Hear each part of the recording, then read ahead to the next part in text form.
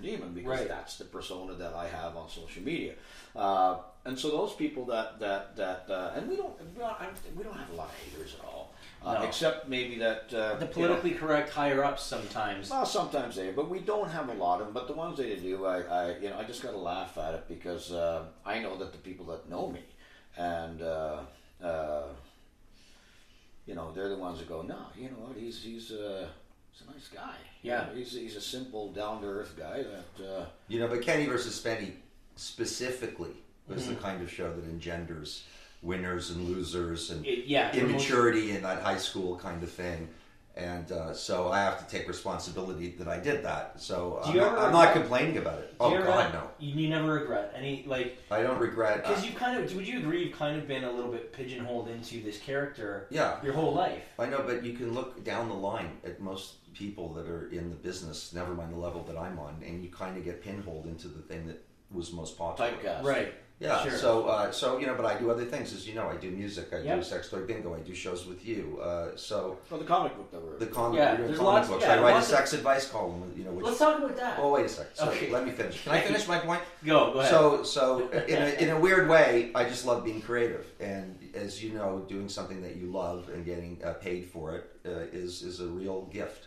100%. So I just put my head down and keep doing the work, and am I bad Brad Pitt? No, but am I making a living? Yes, and I'm enjoying myself. And for all the haters out there who they'll love to say, oh, you're doing sex toy bingo and you're a loser, your career's over. It's okay. You know what? I'm not about pleasing you. I'm about pleasing myself. It's been a blast, though, hasn't it? We've had a blast. I've been saying this to Tony and to Sean, that the live stuff is it's a lot for of fun. me is an amazing thing. You don't reach as many people, but you get to do a lot of work. But that's what this is for, hopefully. If we can spread this through colleges and universities and do something like this on a regular basis, now people have another way to reach us and to tune in that they didn't have before.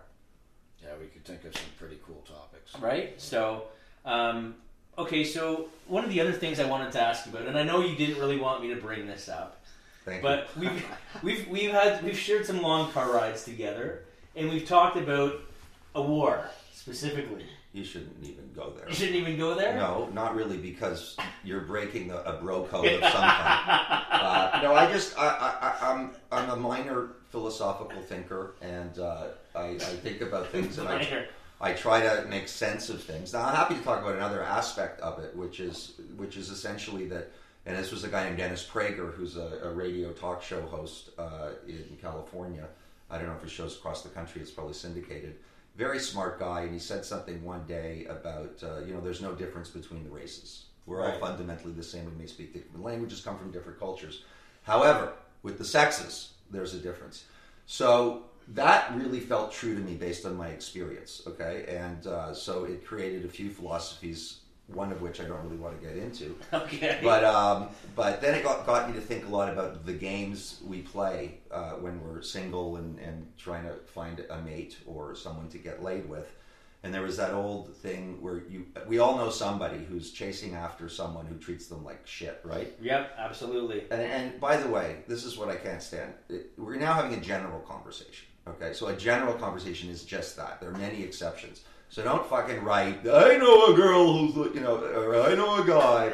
We all know they exist. This isn't 100% science. This is just, just trying to make sense. Games. I've never had this. The new. That's why you never had anal. The new girl that I'm with, I'll tell you something. She's fun. I never have played. It was like from the beginning get go. It's like, fuck it. I'm just gonna say it how it is, and that's it. It's not. I don't want to play. Why do I want to play those games again? I don't. So you like the direct approach? It's working out? Yeah, Good. it's worked. Yeah. And, it's. I basically said I don't want someone to talk specifically. You've done just exactly what I've asked everyone not to do.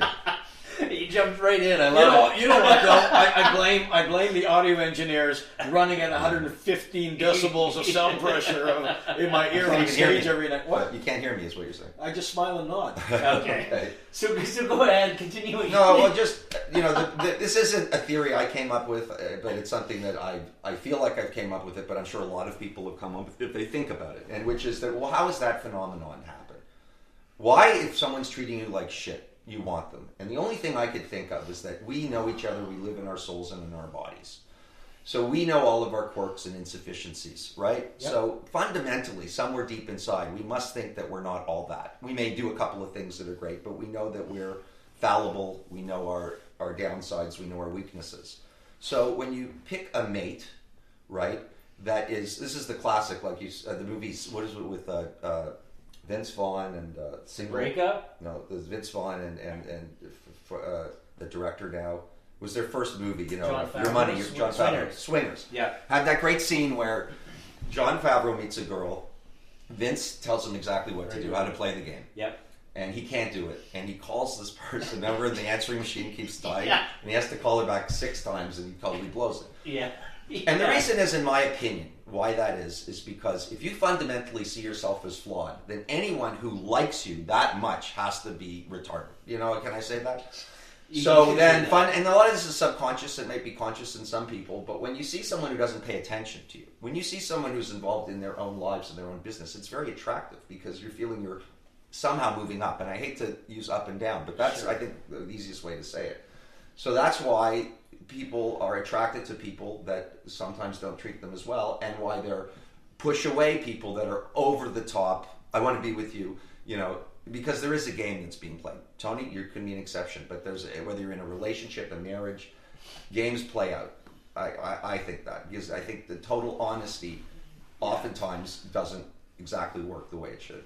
No, I agree with you. And a perfect example is when Sex in the City, when they'd always be like, what does he mean when he says this? Or and they'd have this whole conversation about maybe he just means what he said, Right. So, yeah. But I get what you're saying for sure. Is there anything else you want to elaborate on that war, that battle, or I don't really want to elaborate on it because it's like it would be like Eisenhower telling Hitler where he was going to invade.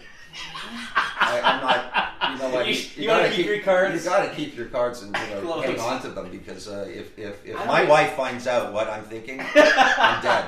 I don't even know how. Then she'll completely dominate me, which she does anyways. But anyhow. No, you got to keep a little mystery in these things and realize women are different, men are different. So it's not a good or bad thing; it's just a thing. So do you feel this way even in marriage with your wife? There's still a bit of a game being played. I don't know if she has her own secret. She can be on another podcast now. I don't know. I don't know how you could avoid it when you live with someone, you love them, you've got children, you've got complications.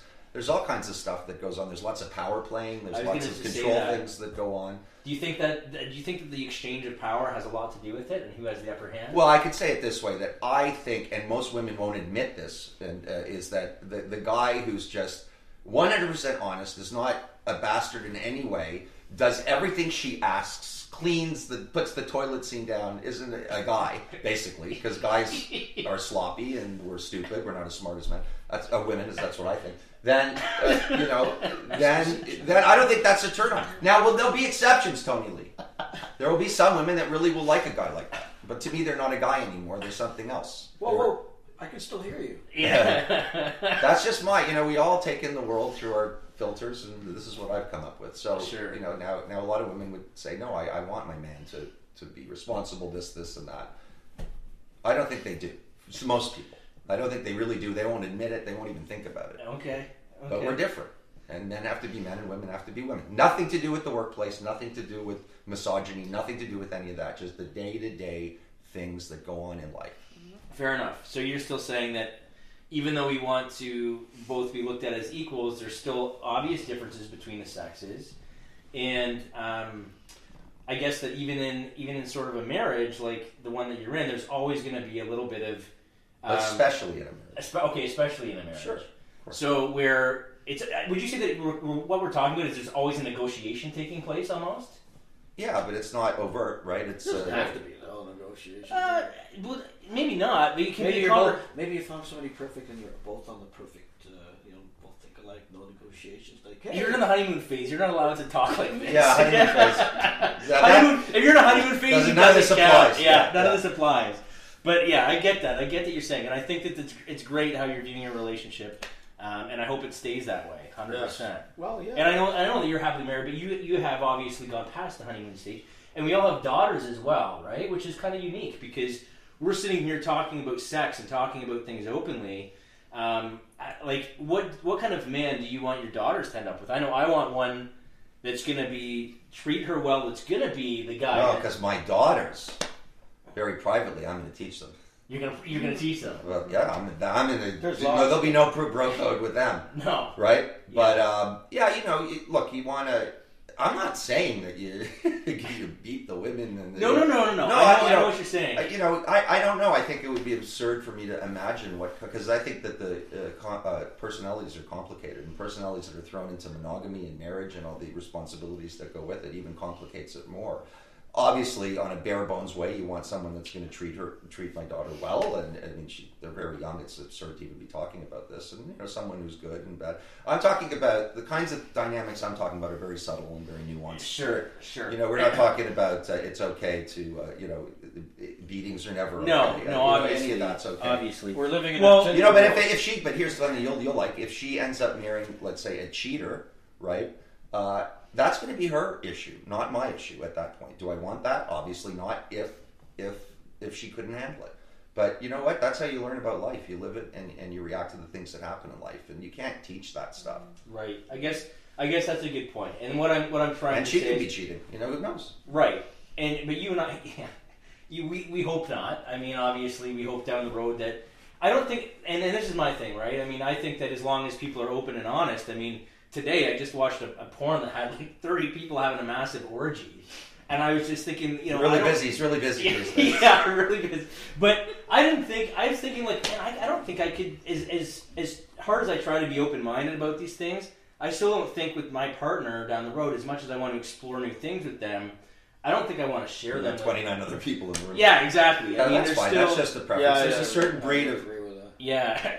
Well, there's a certain breed of people who think that, and the swinging lifestyle. And again, it's consensual. It's not my thing. Never was. I actually went to an orgy in LA many years ago, and I watched, and it was a big turnoff for me. So voyeurism. No, I wasn't even a voyeur. I just did it because I wanted the experience. It was a house in the hills of Hollywood that every week, Sunday or Friday, I don't remember, they would have this orgy. And I was invited, not necessarily to participate, and I didn't. Right. And it was just, you just find out what you like and what you don't like. Yeah. But if you don't experience things, you can't make a decision. I agree. Good job.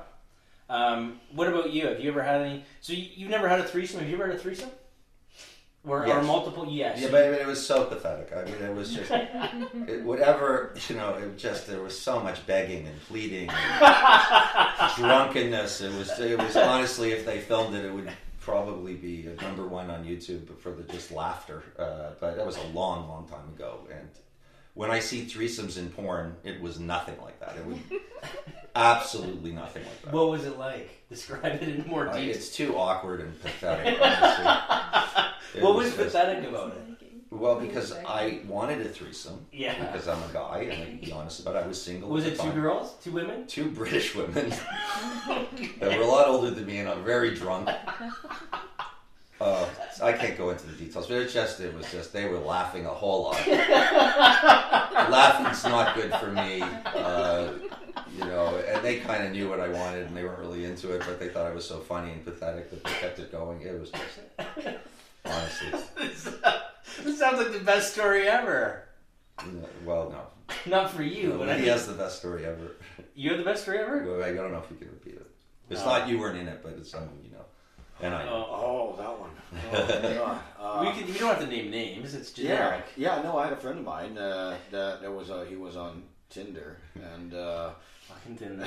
He was driving along, and a girl had called him up and said, want to give you a blowjob. And he goes, okay. Total stranger. I'll go. So he pulls into town and really doesn't know what to expect, and he sees a ramp, and be careful now. I can see I'm trying to optically, because it's going to seem very, but I'm not. No one's listening. There's a great story behind this, actually.